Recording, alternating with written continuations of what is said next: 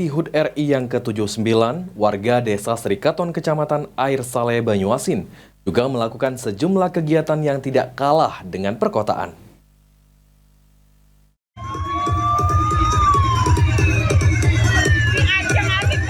Kemeriahan diawali dengan pawai kemerdekaan yang dimeriahkan oleh kreativitas masyarakat lokal Air Saleh dengan menggunakan berbagai kostum unik yang menggambarkan perjuangan dan keragaman Indonesia. Ribuan warga tumpah ruah melihat pawai kemerdekaan yang hanya digelar 1 tahun sekali ini. Selain pawai kendaraan dan kostum unik, peringatan Hari Ulang Tahun Republik Indonesia juga tidak lepas dengan kesiapan pasukan Paskibraka yang mampu bergerak selaras menghantarkan bendera naik ke tiangnya.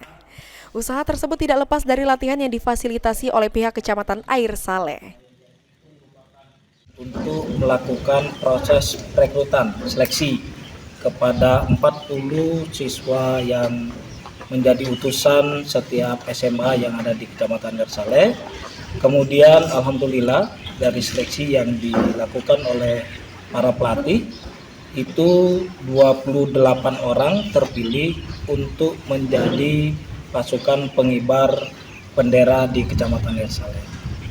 Dan selama pelatihan giat ya, sehingga hari ini kita saksikan sama-sama semua terlaksana dengan baik dan sesuai dengan rencana apa yang menjadi harapan. Selain itu juga dilatih dengan penuh disiplin oleh para pelatih dari Koramil Makarti Jaya dan dorongan penuh anggota DPRD Kabupaten Banyuasin. Cukup lengkap. Karena keterbatasan yang disampaikan dipertanyakan, makanya sebatas itu dulu yang dilaksanakan di Kecamatan Air Saleh.